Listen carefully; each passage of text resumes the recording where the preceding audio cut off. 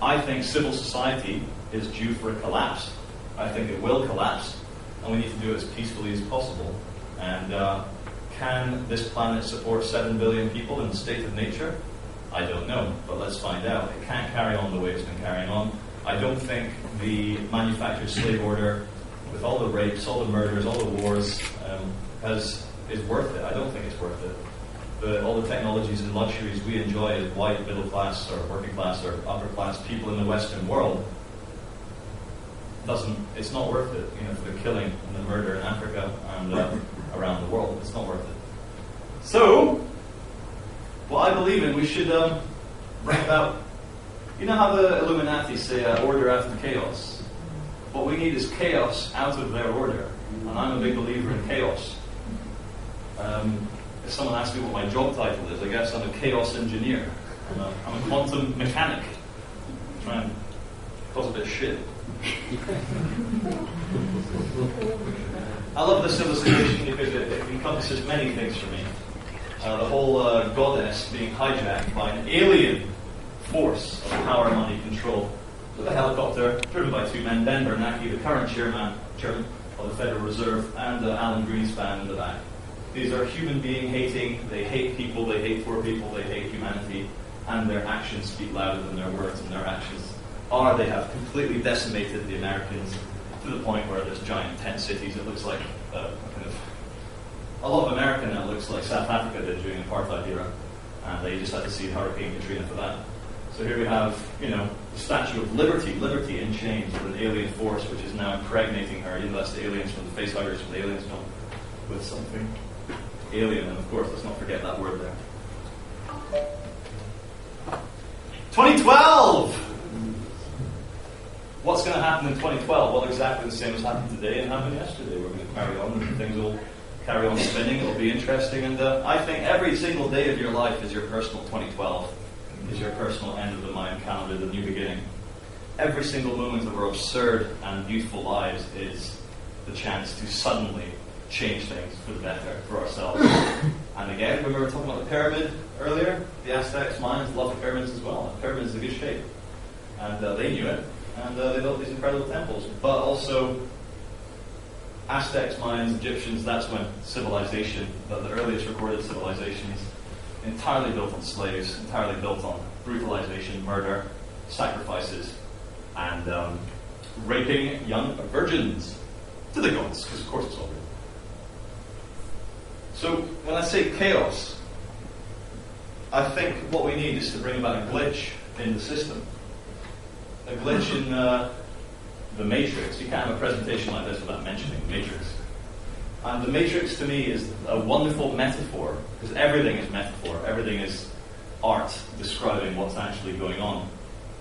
And we do live in a fully controlled environment with the mainstream media in partnership with big corporations, in partnership with the government, dictating how to think, how to feel, how to dress, how to love, how to die, and what to think, most of all. So my job, it's not even a job, I love it, but what my role is to mess up the system a bit in a peaceful, loving, forgiving way.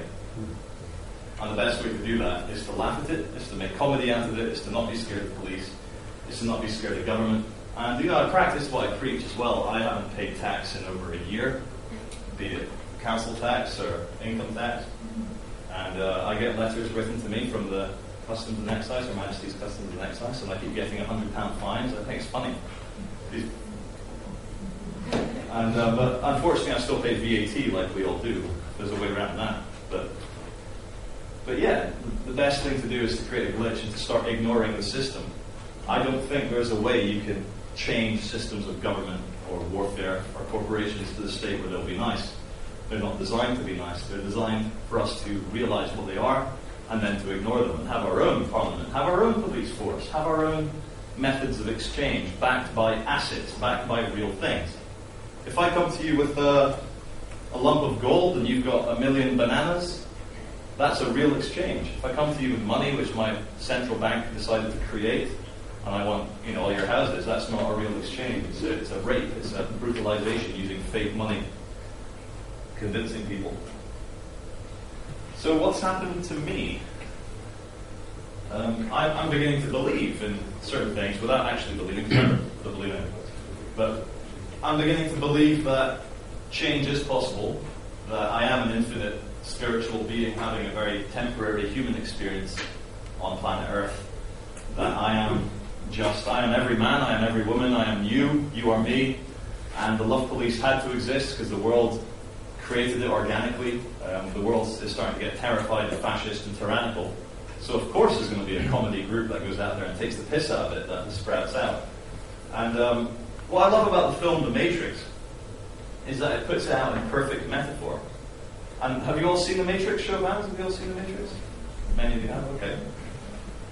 And but one thing I can say about The Matrix, which they make a mistake, and this is where all these films about heroes and the one, they make a mistake, is that in The Matrix, Neo, Keanu Reeves, he is just a bumbling everyman. And he waits for a patriarch, the wise old man, Morpheus, to come along and say, hey, join me, I will take care of you. Unfortunately, that's what governments do. Governments go to young men and say, hey, we're the government, we are the big wise old man, let's go fight terrorists. And, in the Star Wars films, Luke Skywalker, exact same thing. Luke Skywalker does nothing until the older, wiser man comes and rescues him and takes him out. There is no Morpheus. You are Morpheus. You are Neo. You don't need someone. No one's going to come for you and show you. No one's going to come and rescue you from your life. You have to do it yourself. And I only realized this recently. Neo, it says there, for the guys back, there is no one Neo. We are all the one.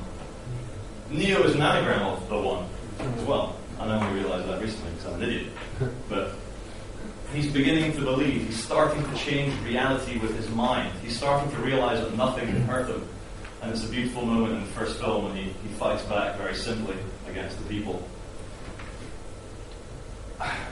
It's such a wonderful metaphor. I'm actually ashamed I didn't make that film myself. But someone had to make it.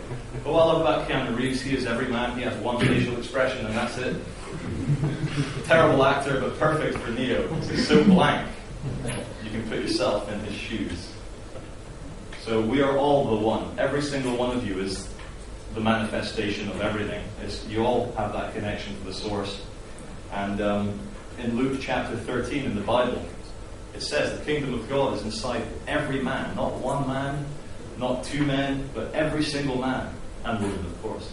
And it's just by looking within yourself into the microcosm of your own internal infinity that you can discover what you are and who you are. And that's one of the meanings of life, is to find out what you are.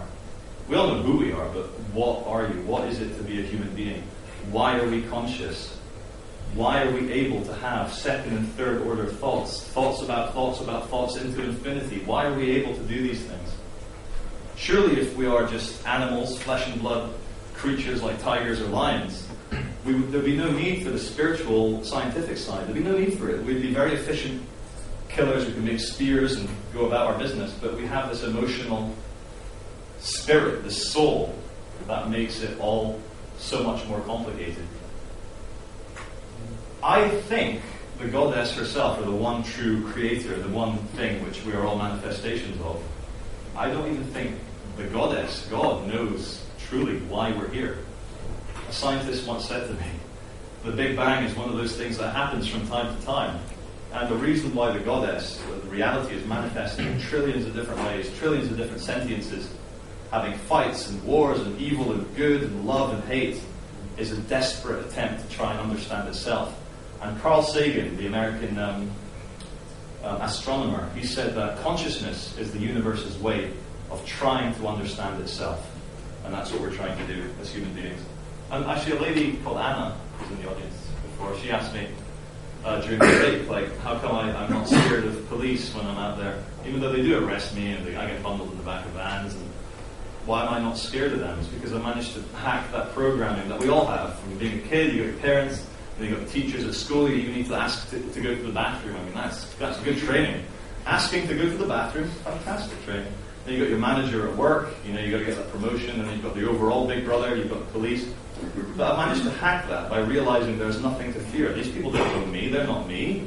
I'm me, they're them, but we're one. And I see it all as absurd theatre. Real life is a stage, it's a theatre, and it's how you act for yourself It's not a dress rehearsal. This is live. We're going out live.